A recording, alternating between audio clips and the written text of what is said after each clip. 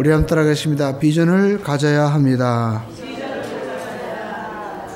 아프리카 사하마 사막 가운데 사라의 중심이라고 불리는 이 비셀 마을에서 있었던 일입니다.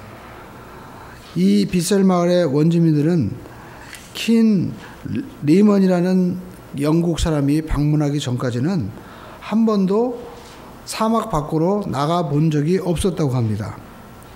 사막을 이제 벗어나려고 여행을 떠나다 보면 결국에는 자기 마을로 다시 돌아오는 거예요.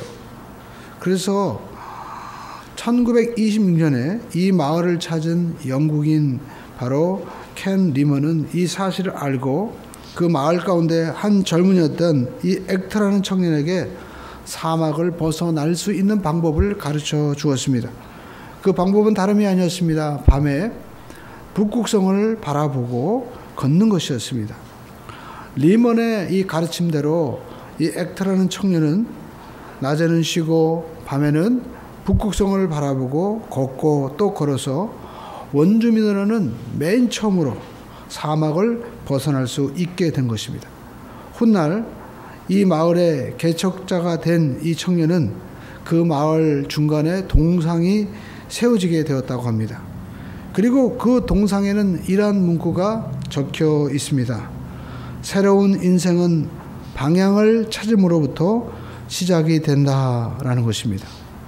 오늘날도 많은 청년들이 열심히 공부를 합니다. 열심히 직장을 다니고 열심히 우리가 나름대로 자기의 분야에서 일을 하는데 마치 목적지를 우리가 찾지 못하고 그냥 막연하게 보이는 대로 일을 하는 분들이 많이 있죠. 이러다 보면 자신이 정작 무엇을 하는지, 무엇을 위해서 일하는지 모르고 살아가는 삶이 되고 마는 것입니다. 그래서 우리에게는 비전이 필요한 것입니다. 그래서 미국의 이 예일대학, 하버드대학 이런 데서 가장 중요하게 가르치는 것이 바로 이 비전 설정이죠. 미국의 하버드 대학에서도 조사를 해보았습니다. 1979년도에 하버드 경영대학에서 이제 졸업생들을 대상으로 조사를 했습니다. 당신은 미래를 향한 명확한 목표를 설정했는가? 그리고 목표를 기록해 놓았는가? 그리고 만약 기록해 놓았다면 거기에 대한 실행 계획도 당신은 또 행동 계획이 있는가라고 설문을 조사했습니다. 그런데 대부분의 학생들은 목표가 없다고 84%가 답변을 했습니다. 또 목표를 가지고 있지만 종이에 적어두지 않았다라는 학생들은 13%. 그리고 내가 목표를 정하고 구체적인 계획을 가지고 있다는 학생들은 불과 3%에 불과했습니다. 10년 후에 이제 조사를 다시 한번 해보았습니다. 이 졸업생들이 어떻게 되었을까? 그랬더니 10년 후에 조사를 해보니까 목표를 가지고 있는 학생은 목표를 가지고 있지 않은 학생들에 비해서 평균 소득이 2배나 높았다는 것입니다.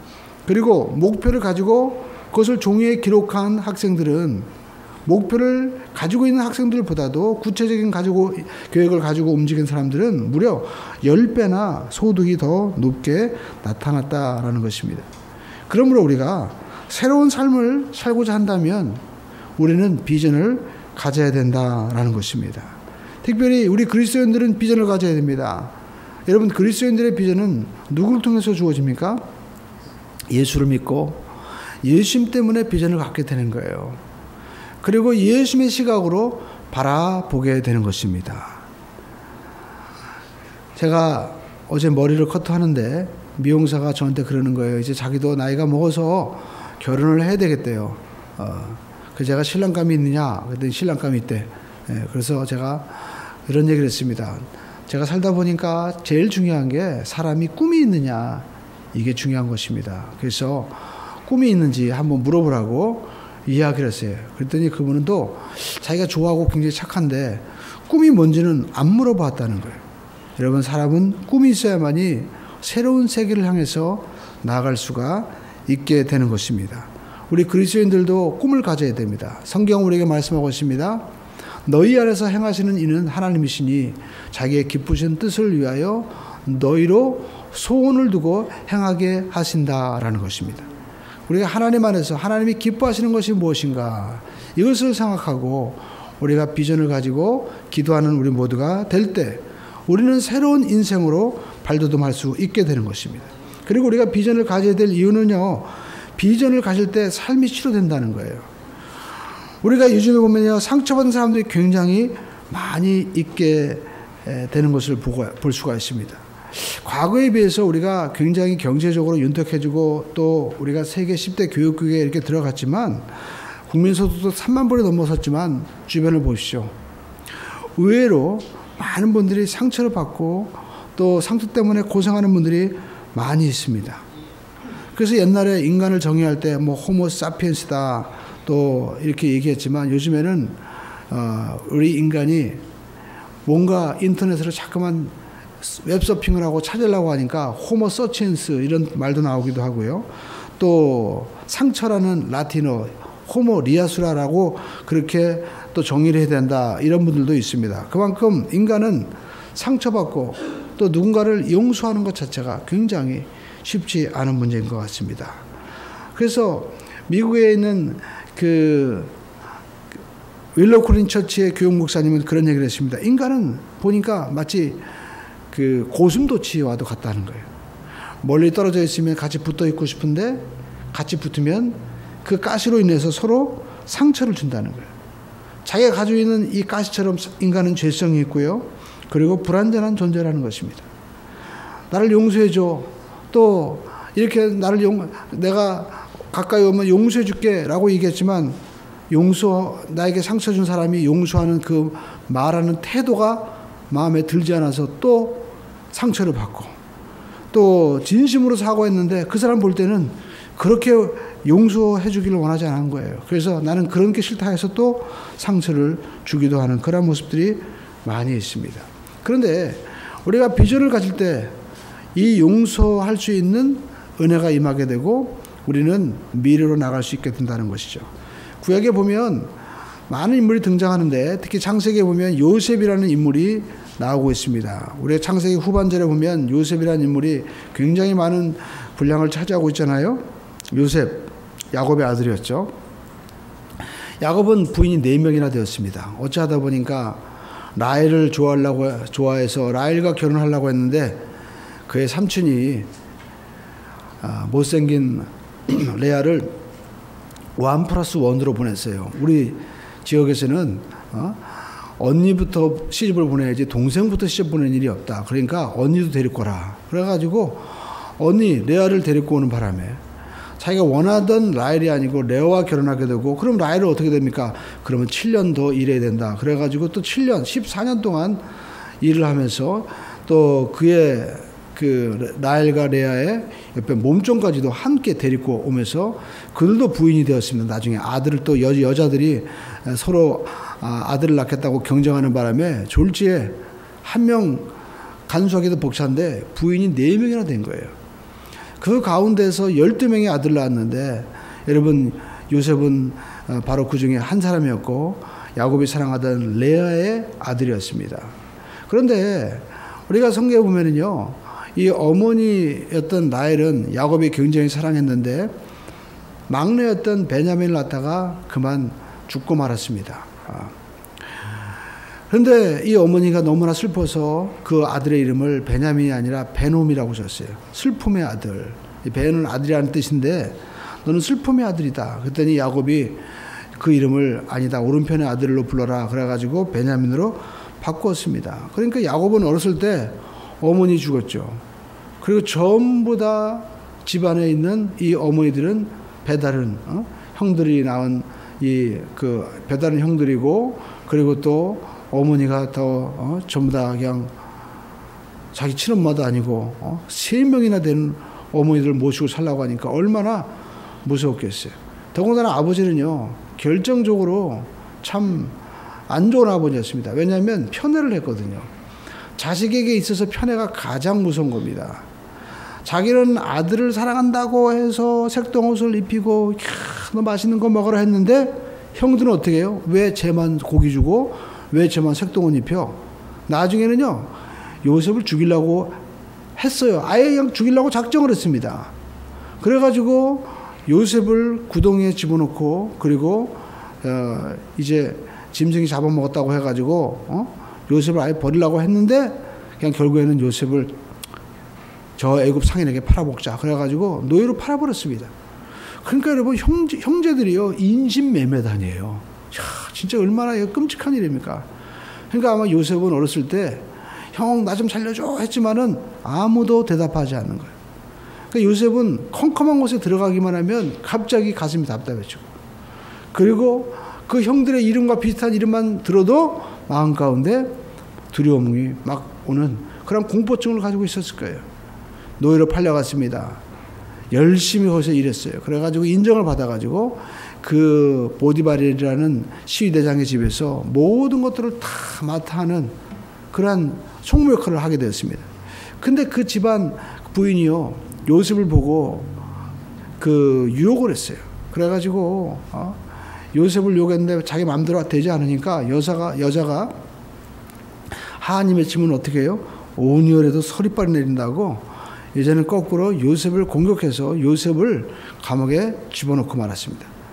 요셉은 감옥에 들어간 거예요. 굉장히 인생이 꼬이는 인생이죠. 생각해 보시죠. 형들에게 인신매매단으로 팔리죠. 거기다가 노예로 고생을 엄청나게 하고 그나마 거기서 열심히 해서 자리를 좀 잡는가 했더니 세상에 또 그 집 부인이 자기를 갖다가 감옥에 집어넣고 이런 일이 어디 있어요. 아마 웬만한 사람 같았으면 차라리 죽어버리자 그렇게 했을 거예요. 그런데 요셉은요 그 가운데도 포기하지 않았습니다. 왜요? 그에게는 꿈이 있었어요. 당시에는 요셉이 가지고 살던 시대에는 성경이 없었잖아요. 그러니까 하나님 주신 꿈이 있었어요. 하늘의 해와 달들이 그에게 절하고 형들의 곡식단도 절하는 꿈을 그에게 심어준 거. 요셉은 그 꿈을 붙잡았던 것입니다. 그래서 감옥에 들어가서도 열심히 그가 헌신했어요. 그랬더니 그 감옥의 간수장이요 모든 것들을 다 요셉에 맡긴 거예요. 그런데 섬기는 중에 정말 특별한 일이죠. 왕의 바로 오른팔 왼팔 역할을 했던 술관원과 떡관원이라는 분들이 그 감옥에 들어온 거예요. 그들을 섬기는데 어느 날 안색이 좋지 않습니다. 그래서 왜 이렇게 안색이 좋지 않냐고 하니까 꿈을 꿨는데 해몽이 안 되는 거예요. 그 꿈을 해몽해 주었습니다. 그랬더니요 요셉의 말대로 술관원이 3일 후에 복직이 되고 떡관원은 죽고 말았어요. 근데 술관원이 너무 고마워서 내가 왕을 만나면 당신의 이 억울한 사정을 이야기해서 꼭 당신을 감옥에서 나오게 해주겠다고 약속을 했어요. 그런데요 사람이 화장실 갈 때 다르고 나올 때 다르다고 새카맣게 잊어버리고 마는 거예요. 한 달, 두 달, 1년, 2년 지나가고 말았습니다. 그런데 왕이 어느 날 꿈을 꾼 거예요. 꿈을 꾸는데 저 강가에서 아주 실한 건강한 소들이 7마리가 풀을 뜯어먹고 있는데 어디서 나타나든지 깡마른 이 뼈밖에 없는 소들이 와가지고 그 소들을 막 물어 뜯어가지고 먹어버리는 거예요. 너무나 두려웠습니다. 근데요 이게 해석이 안 되는 거예요. 그래가지고 고민하는 차에 술관원이 자기가 감옥에 있었을 때 나오게 된 이야기를 생각하면서 요셉이라면 이 꿈을 해석할 수 있지 않을까. 요셉이 긴급 출동해서 나왔습니다. 갑자기 수염을 깎이고 그리고 옷을 입히고 세마포 옷을 입혀서 왕 앞에 섰습니다. 근데 요셉이 꿈을 해석하는 거예요. 그러니까 왕이요 너무나 정말 이 요셉을 보고 마음에 들었습니다. 그뿐만 아니라 앞으로 다가올 7년의 풍년과 기근의 시대가 온다고 하는데 그럼 이거 어떻게 되느냐. 그런데 요셉이 그 해석도 가르쳐주는 거예요. 그러니까 네가 나 대신 이 애굽을 다스려라 하면서 인장을 빼어서 그에게 줍니다. 요셉은 졸지에 총리가 된 거예요. 그리고 부인도 얻었습니다. 그런데 정말 그의 꿈대로요 풍년이 다가오고 흉년이 다가오는데 이제 풍년 동안에 모든 곡식들을 산더미처럼 이제 다 저장해 놓았는데 흉년이 들자 요셉이 다스리는 애굽의 모든 외부의 지역들은요 굶어 죽어가기 시작하는 거예요. 그러면서 식량을 구하러 애굽으로 내려오는 겁니다. 근데 식량을 구하기 위해서 누구를 만나야 돼요? 바로 요셉을 만나야 됩니다. 그의 형들도 요셉을 만나러 온 거예요. 요셉은 너무나 변했기 때문에 형들은 도저히 알아보지 못했습니다. 근데 요셉은요 단박에 알아봤죠. 옛날 모습과 똑같은 거예요. 그 형들이 똑같이 모습을 하고 찾아온 겁니다. 근데 성경을 보면요 요셉은요 그 원수들을 죽일 수 있는 절호의 기회가 왔음에도 불구하고 원수 같지 않는 거예요. 이것이 바로 여러분 요셉에게 주어진 놀라운 은혜죠. 여러분 요셉은 어떻게 그 원수를 갚지 않을 수 있었을까요? 요셉은요 다른 것이 아닙니다. 하나님의 섭리를 깨달은 거예요. 그리고 요셉은 하나님이 주신 꿈을 붙잡았던 것입니다. 여러분 우리가 인생을 살아가면서 우리는 스스로 용서할 수 없습니다. 사도 바울도 고백합니다. 오라라는 곤고한 사람이로다. 누가 나를 이 사망의 음침한 골짜기에서 건져나랴. 내 속에 또 다른 법이 있다는 거예요. 우리가 인생을 살다 보면 상처를 나에게 준 사람들은 많이 있습니다. 근데 내가 상처 준 건 기억하지 않고요. 나에게 상처를 준 사람. 그 사람을 내가 용서해야지 해놓고 어느 순간 나도 모르게 생각이 떠오르게 되는 거예요. 그래서 여러분 생각이 나는 거예요. 내가 생각 안 하려고 해도 생각이 나는 걸 어떻게 해요? 계절이 바뀌면 그 사람 생각나고 그리고 또 우리가 어떤 지역에 가면 그 사람의 모습이 떠오르게 되면서 마음에 끓어오르는 상처가 올라오게 된다라는 것입니다. 그래서 인간은요 아무리 내가 용서하려고 해도 안 되는 거예요. 우리가 좋은 것을 먹어보고 좋은 것을 들어보고 그리고 또 우리가 또 아무리 화려한 것을 우리가 가진다 경험한다 한들 잊혀줄 수가 없는 것입니다. 주위에 여러분 우리가 상처를 또 잃어버리기 위해서 뭐 힐링을 한다 뭐 한다 많이 하지 않습니까? 여행도 해보고 좋은 것도 먹어보지만 이것이 반창고처럼 잠깐은 우리에게 뭔가 좀 잊혀버리는 것 같지만 세월이 지나면 똑같은 거예요. 그래서 태국에서 왕이 제일 미운 사람한테 뭘 주냐면 흰 코끼리를 준대요. 흰 코끼리. 흰 코끼리는 신성하잖아요. 그런데 흰 코끼리를 먹이다 보면 집안이 거들나가지고 홀랑 망한다는 거예요. 그러니까 우리 인생도 여러분 흰 코끼리. 우리가 어떻게 하면 힐링을 할 수 있다. 어떻게 하면 될 수 있다 하지만 여러분 이것은 내가 감당할 수도 없는 흰 코끼리와도 같은 거예요. 어디서 뭘 해라. 또 어떻게 하면 좋은 방법이 있다. 미사의 여구가 우리에게 주어진들 사실 인간은요. 내 스스로 상처와 아픔을 치유할 수 없는 존재다라는 것입니다. 근데 여러분 마귀는요. 항상 하는 게 뭐냐면 상처를 바라보게 한다라는 것입니다. 내가 안 되는 말 우리가 붙잡아서 소용없어요. 그러면 성경적인 용서는 무엇일까요? 더 이상 그 과거가 현재 내 삶을 지배하지 못하게 하는 것이 바로 성경적인 그러한 우리가 용서다라는 것입니다. 여러분 하나님의 손에 맡기는 거죠. 하나님의 뜻대로 우리가 하나님의 시각으로 이 모든 것들을 바라보는 것입니다. 그러니까 요셉은 하나님의 시각으로 바라본 거예요. 자기가 이곳에 온 것이 형들이 파는 것 같지만 가만히 보니까 어떤 섭리에 의해서 자기가 오게 된 겁니까? 하나님이 자기를 이곳에 보내어서 형들뿐만 아니라 그의 가족 그리고 애굽에 있는 모든 백성들을 살리기 위한 하나님의 섭리가 그 속에서 있었던 것입니다. 그래서 요셉은 내가 이곳에 온 것은 바로 하나님이 이 백성을 살리고 우리 백성을 살리라고 하는 하나님의 뜻이구나. 그래서 하나님의 그 마음을 가지고 그들을 바라보고 하나님으로 인해서 마음 가운데 꿈이 생긴 거예요. 그것이 무엇입니까?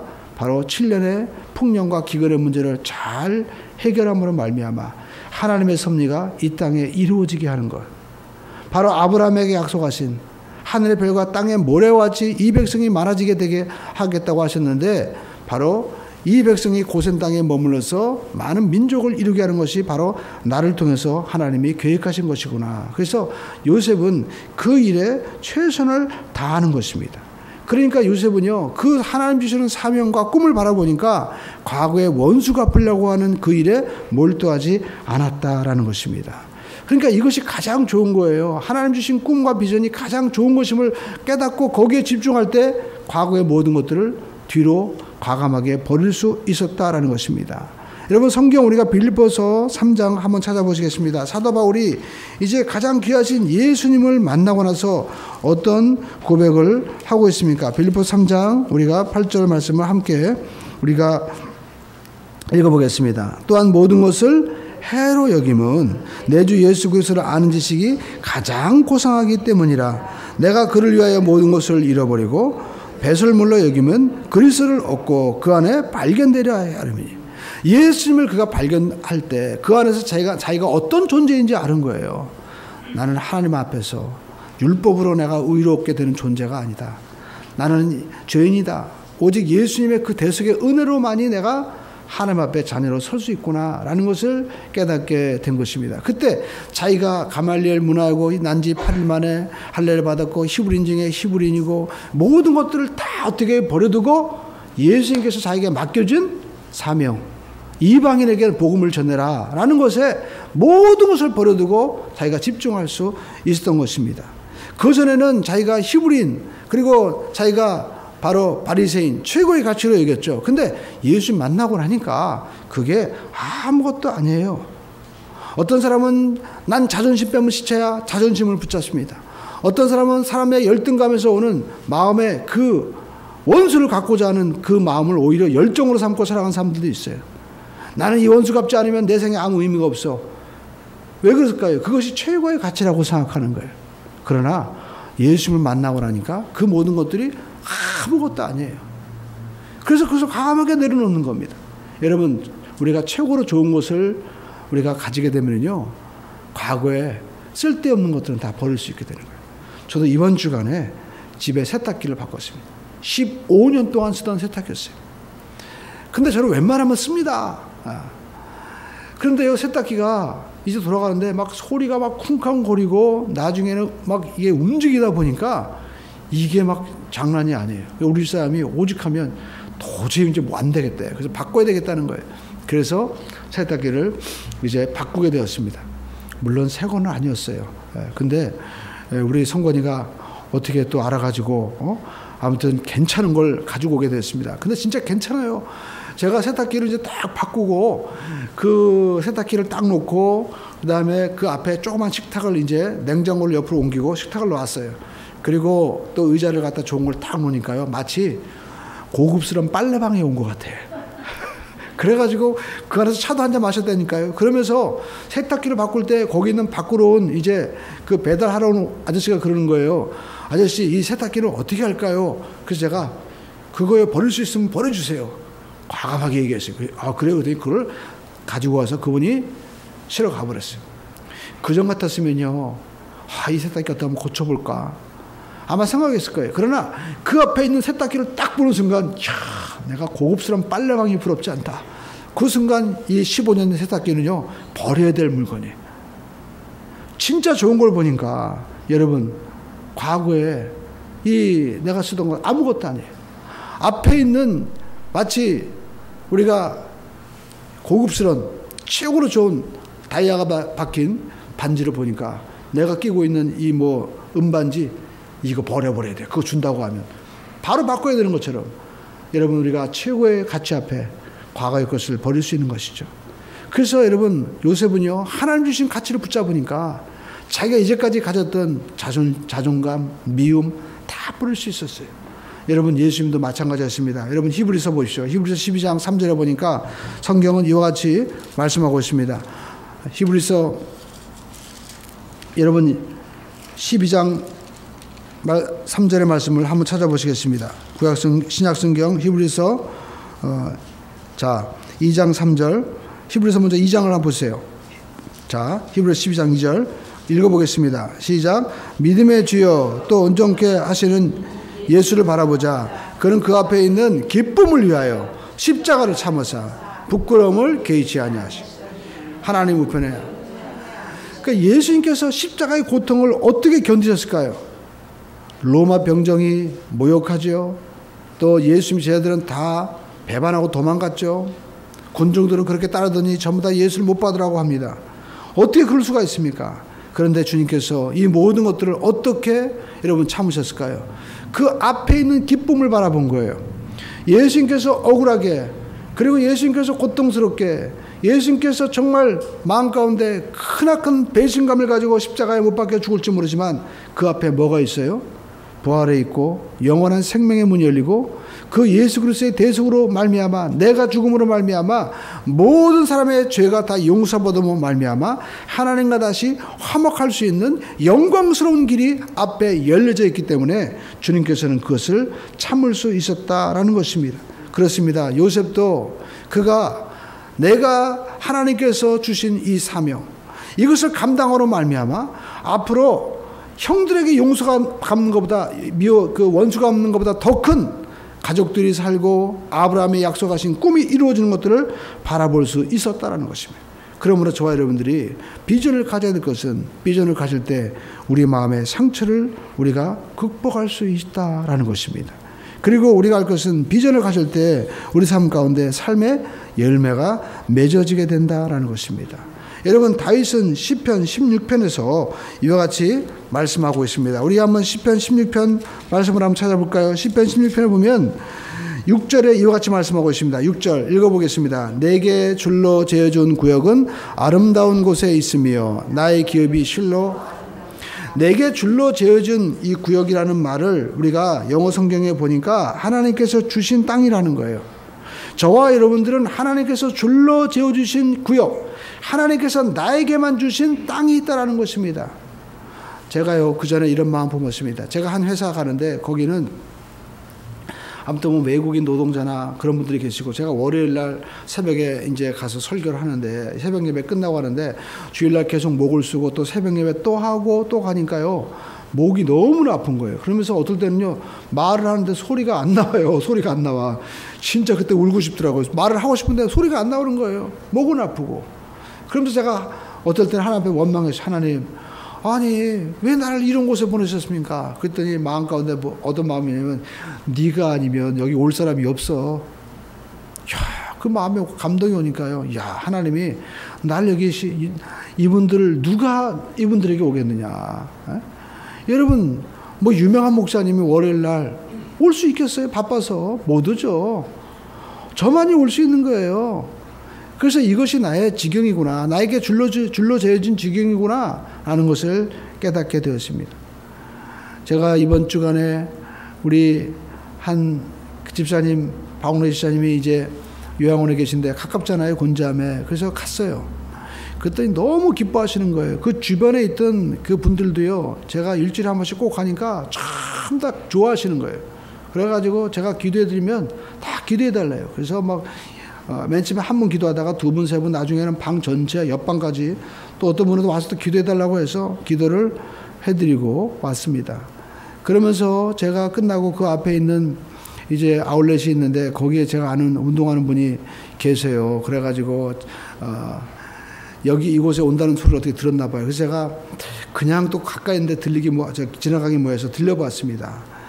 그러면서 그런 얘기를 했어요. 내가 거기 가니까 거기 계신 분이 그렇게 참 좋아한다고. 이 세상에서 내가 갔을 때 나를 그렇게 반갑게 맞이하는 분이 어디 있겠냐고. 그분이 물끄러미 쳐다보더라고요. 여러분, 우리가 인생 살면서 하나님이 나에게만 줄로 재어진 영역이 있다는 것입니다. 거기에 집중할 때 우리 삶에 열매가 나타나는 거예요. 할렐루야. 여러분, 한 사람의 영혼을 천하로 바꿀 수 있겠습니까? 이것은 누구라도 할 수 없는 거예요. 오늘 저는 여러분에게 메시지를 전하고 있습니다. 어떤 분들은 사업을 하고 계시고, 어떤 분들은 직장을 다니고, 어떤 분들은 또 학업을, 어떤 분들은 나름대로 다 자기만이 할 수 있는 분야가 있죠. 이것이 하나님께서 나에게 줄로 재어진 영역입니다. 그 줄로 재어진 영역에 우리가 최선을 다해서 집중할 때, 그때 우리는 열등감 생기지 않고, 그때 우리는 열매를 맺을 수 있게 되는 거예요. 여러분, 많은 사람들이 남들과 비교하고 열등의식에 사로잡혀서 좌절할 때가 많이 있습니다. 이것이 누구의 역사입니까? 마귀의 역사예요. 마귀는요, 항상 우리에게 비교하게 하고 열등의식을 심어준다라는 것입니다.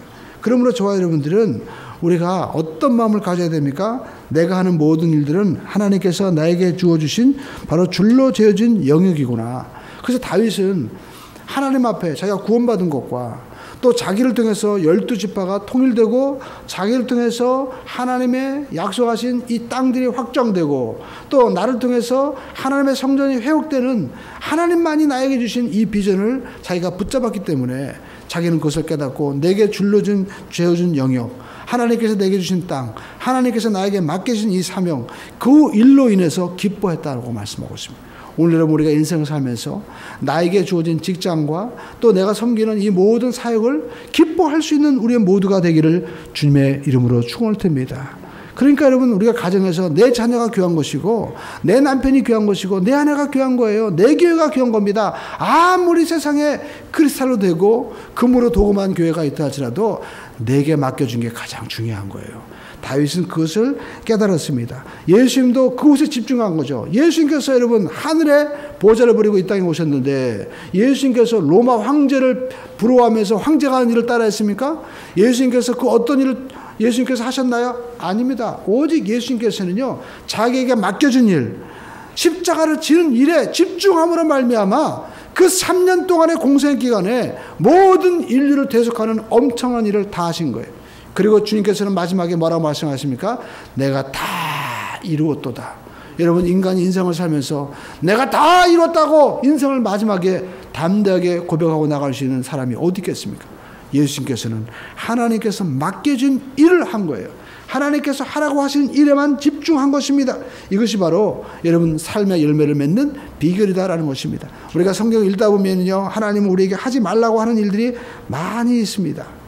우리가 창세기도 보면 하나님께서 에덴 동산에 있는 모든 선악과를 먹되 이 과실을 먹을 때 선악과를 먹지 말라. 그걸 금지시켰어요. 많은 사람들은 왜 하나님이 그걸 만들었느냐, 왜 금지시켰냐라고 얘기하지만 여러분 쉽게 생각해가지고 여기 운수업도 계신 분들이 많이 계신데 여러분 자동차 보면은요 연료통에 물을 절대 넣지 마십시오. 딱 써 있죠.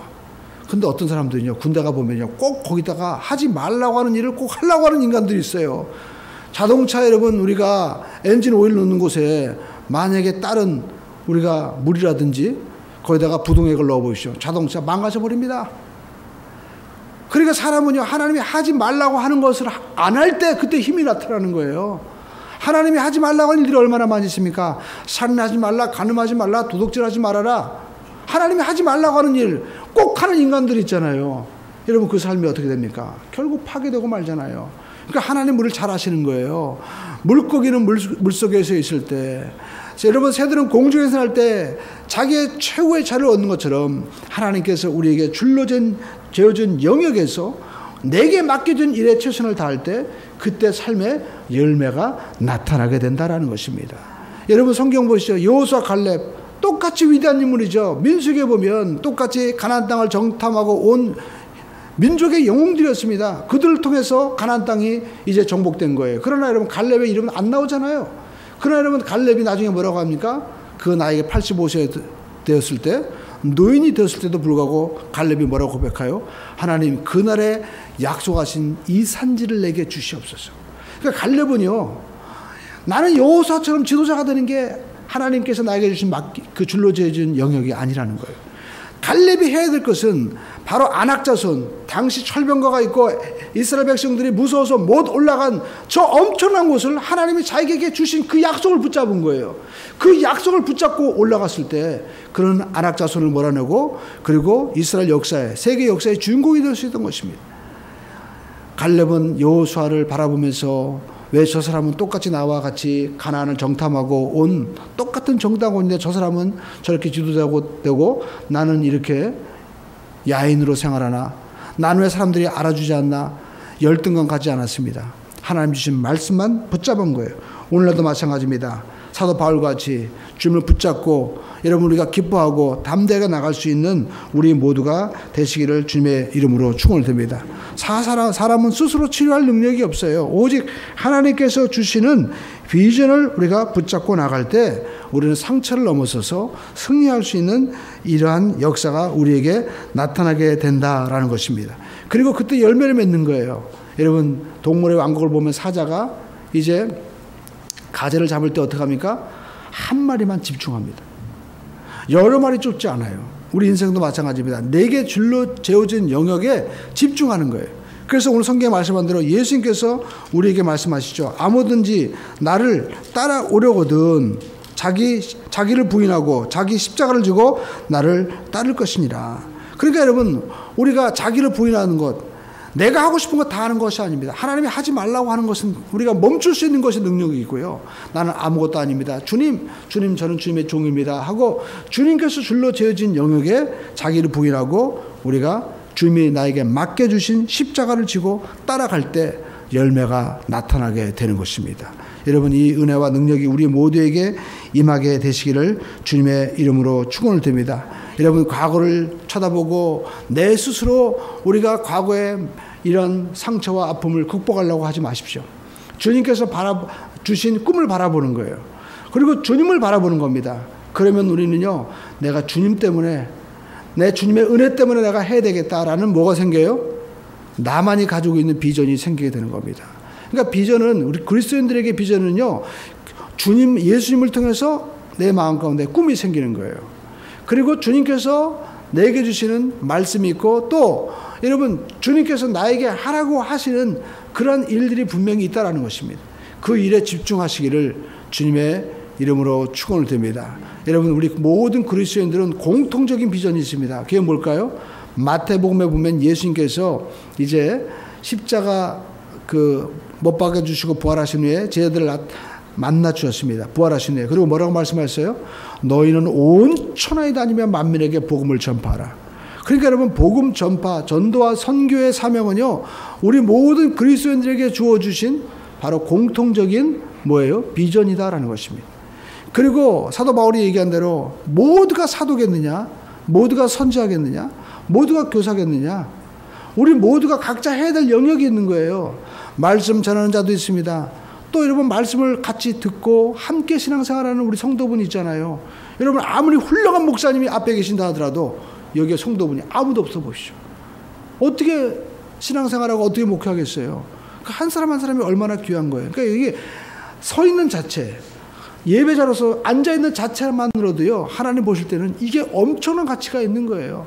그러므로 여러분 내게 주어진 줄로 재어준 영역에서 감사하시고 최선을 다하시기를 주님의 이름으로 축원을 드립니다. 그래서 열매를 맺게 되시기를 주님의 이름으로 축원을 드립니다. 여러분 인생은요, 이파리 인생이 있습니다. 이파리만 무성한 인생. 그리고 어떤 사람은 꽃 같은 인생이 있죠. 꽃은 화려한데 자기만 이쁜 거예요. 어떤 사람은 쭉정이 인생이 있어요. 그냥 갖다 버려야 돼. 근데 성경 우리에게 뭐라고 말씀하고 있습니까? 열매를 맺는 인생. 나를 통해서 다른 사람들에게 기쁨을 줄 수 있고요. 내가 죽음으로 말미암아 30배, 60배, 100배가 맺어지는 새로운 생명이 이어지는 확대되는 그런 인생이 있다는 거예요. 이것이 바로 열매 맺는 인생이다라는 것입니다. 열매를 맺는 우리 모두가 되기를 주님의 이름으로 축원을 드립니다. 비전을 가짐으로 새로운 지경으로 나아가십시오. 비전을 가짐으로 우리 삶 가운데 모든 상처를 극복하시고 비전에 집중함으로 말미암아 열매를 맺는 우리 모두가 되시기를 주님의 이름으로 축원을 드립니다. 기도하겠습니다. 하나님 아버지,